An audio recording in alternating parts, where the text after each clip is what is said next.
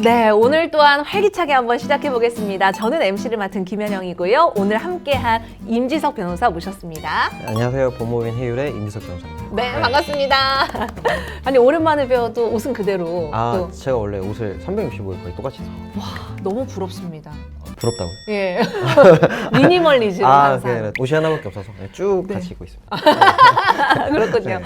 아니 오늘 제가 좀 가볍게 풀어본 이유가 있어요. 오늘 계속 우리가 무거운 주제에 대해서 얘기를 할 거거든요. 그러면 좀 표정이 좀 어두워질 것 같아서. 아마 오늘 영상을 좀 무겁게 보셔야 앞으로 웃을 일이 많아질 것 같고 오늘 좀 편하게 보시면 아마 무거워질 일이 많아질 것 같습니다. 네. 그럼 전 지금부터 웃지 않겠습니다.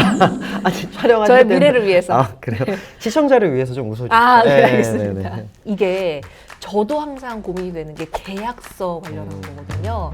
늘 을의 입장에서 갑이 위반하면 손해를 배상한다. 이런 게 적혀 있는데 그거면 충분한 거 아닌가라는 생각을 했거든요.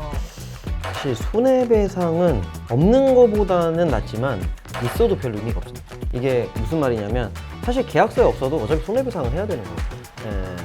그래서 뭐 있으면 나쁘진 않은데 뭐 있다고 해서 이게 나의 권리를 보호해 주거나 하진 않습니다. 오히려 손해배상보다 중요한 건 사실 위약벌입니다. 여러분 머릿속에 생각한 이 손해배상은 사실 위약벌에 더 가깝습니다. 그러니까 이게 뭐냐면 손해배상은 분명히 누가 봐도 상대방이 잘못해서 돈을 받는데 네. 이미 상대방이 그 잘못한 거를 증명하기 위해서 이미 보는 돈 가기도 전에 다 힘을 소진해 버립니다. 네가 뭘 잘못했고 이게 다 따져야 되거든. 예. 근데 계약서를 쓰는 이유는 그럼 의미가 없죠. 근데 그렇죠. 위약벌로 딱 특정을 해두면 계약 조건 어긋났다. 그럼 그냥 바로 청구할 수 있는 게 바로 위약벌입니다.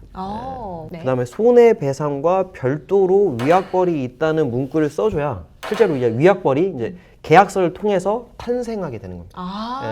그러니까 쉽게 말하면 손해배상은 이미 탄생돼 있어요. 네. 그렇기 때문에 계약서에 있으나 없으나 하나의 그냥 주의적 선언이지 네. 이게 어떤 의미를 갖는 건 아닙니다. 아니 근데 손해배상액의 예정이라는 말도 제가 들어봤거든요. 그거는 아예 다른 부분인가요? 손해배상 예정은 처음에 질문하셨던 손해배상을 조금 더 구체화시킨 것뿐이지 위약벌하고는 태생적으로 다르구나. 다릅니다. 예. 아 그렇군요.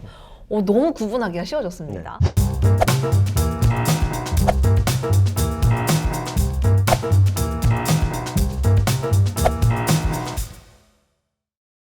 아니 그러면 진짜 자주 보이는 이런 독소 조항 있잖아요. 이런 것들은 좀 저희가 좀 알고 있으면 좋을 것 같아서요.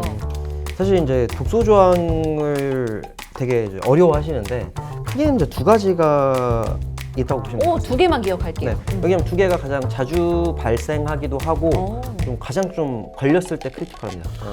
첫 번째는 이제 경업 금지가 너무 이제 장기간인 경우가 많아요.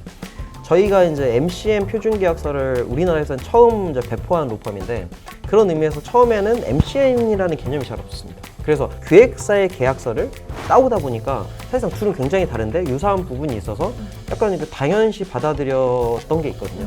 이것도 마찬가지로 저작권이나 이런 관련된 계약은 일반 계약하고는 다릅니다. 보통 일반 계약을 할 때 뭐 동종업계 뭐 이렇게 할 수 없다. 네. 경업금지가 보통 2년이 걸리는 게 일반적이거든요. 근데 그건 일반적인 사업에서 얘기입니다. 근데 이제 이런 컨텐츠 사업에서 2년은 아예 세상이 바뀌는 시즌이기 때문에 2년 자체가 사실은 기본적으로는 이게 과도한 독소조항입니다. 업계 내에서는 거의 보통 맥스 6개월이 맥스고 동업금지는 거의 안 넣는 게 더 일반적이기도 합니다. 만약에 그래서 아나운서님이 어딜 출연하는데 동종 비슷한 거는 2년 동안 출연할 수 없다. 그럼 2년 동안 방송을 못 하는 거예요. 야 그거 너무 그죠? 네, 근데 이제 치명적이에요. 안 돼요. 보통 얘를 묶어놓을 때 하는 말이 이거 어디에 있는 계약서야? 그러니까 어디에나 있는 계약서는 맞죠. 근데 컨텐츠에는 적용하기 어렵다는 겁니다. 그래서 버섯들도 네. 독버섯은 되게 화려하잖아요. 맞아요. 이것처럼 뭔가 보이기에 독소 조항이 아닌 것처럼 보여야 됩니다.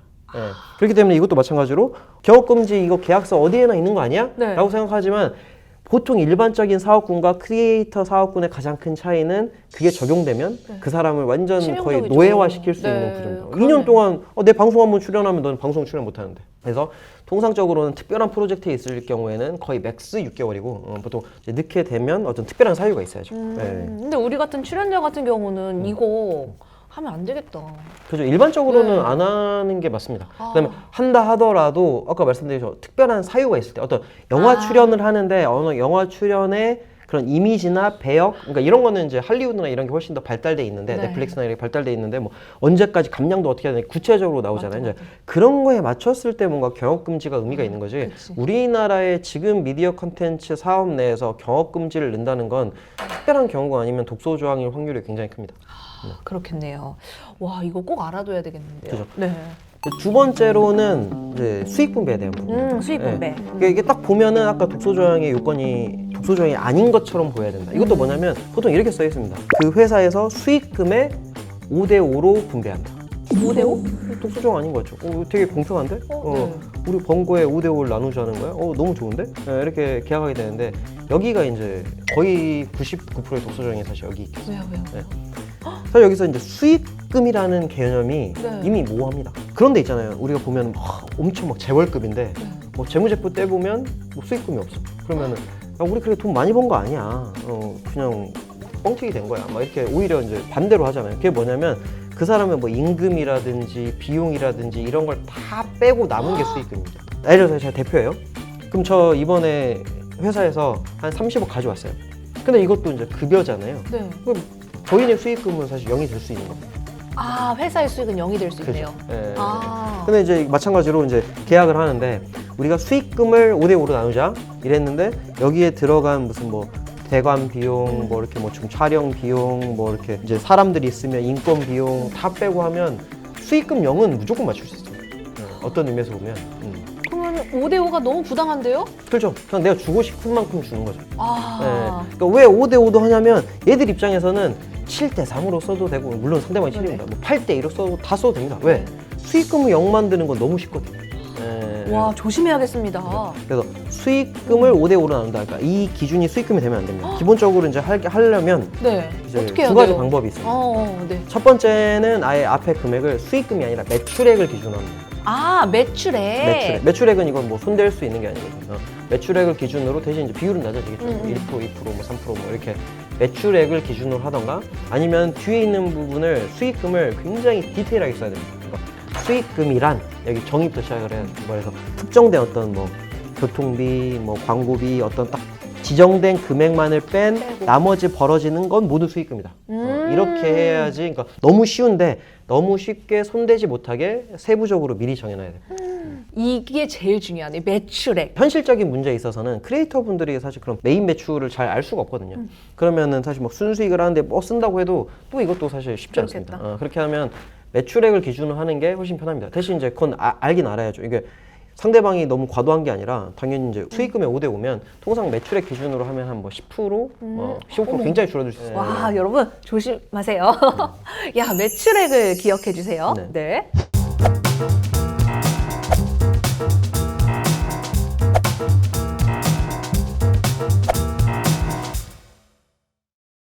그러면 협찬 영상 뭐 이런 거 있잖아요. 네네. 그런 것들은 그냥 내가 협찬을 받고 영상을 찍어주는 거니까 그런 부분에서는 분쟁이 없을 것 같은데 많은가요? 협찬 영상 분쟁 굉장히 많습니다. 그래요? 사실 만약에 그런 분쟁이라는 게 일상적으로 없으면 제가 존재할 필요가 없죠. 그쵸. 일상적으로 잘 만나서 잘 결혼하고 잘 돈 벌고 빌린 거 잘 주고 하면은 제가 존재할 필요가 없지만 네. 협찬에서도 당연히 돈 잘 주고 잘 찍어주고 하면 문제가 없는데 그렇게 되는 경우가 흔치 않습니다. 쉽지 않군요. 그래서 협찬에서 제일 사실 중요한 거는 돈을 똑같이 주는 것도 언제 주는 것만 잘 맞춰도 사실 사전에 많은 것들을 예방할 수 있습니다. 그래서 협찬하는 이유는 결국은 이제 이 저작물을 통해서 내가 수익이 증대되는 게 목표잖아요. 그러면 네. 기간도 중요한데 얼마 동안 게재할 것인가. 그러면 이제 그 어떤 게재 시점에서 나머지 잔금을 준다. 뭐 이런 식으로 서로 주면 이게 가장 양측 간에 가장 공평한 계약이 될 수 있습니다. 그렇겠네요. 그러니까 진짜 업로드를 하는 그 순간부터 아무튼 그거는 내가 영상을 만들어서 한 나의 권리니까 그건 권리는 꼭 챙겨야 될 것 같습니다. 반대로 광고주가 도중에 나 안 되겠다, 이거 안 하겠다 하면서 갑자기 엎었어. 네. 그런 경우에는 내가 어떻게 권리를 좀 보장받을 수 있을까요? 이게 이제 광고주 입장에서는 네. 그 금액을 지불하는 딱 시간만 정해도 사실 쉽게 해결되는데 또 마찬가지로 크리에이터는 좀 복잡하긴 합니다. 그렇게 하면 이제 뭐 계약서가 이제 좀 길어지는 거죠. 기성고를 작업을 언제까지 했을 때는 뭐 이제 얼마를 준다. 또 이제 이미 한번 업로드되고 난 이후에는 뭐 이제 준 계약금은 환불할 수 없다. 이제 좀 복잡한 디테일이 좀 필요할 수밖에 없습니다. 와, 정말 사이다 같은 시간입니다. 아주 독소가 쫙 빠지는 시간이에요.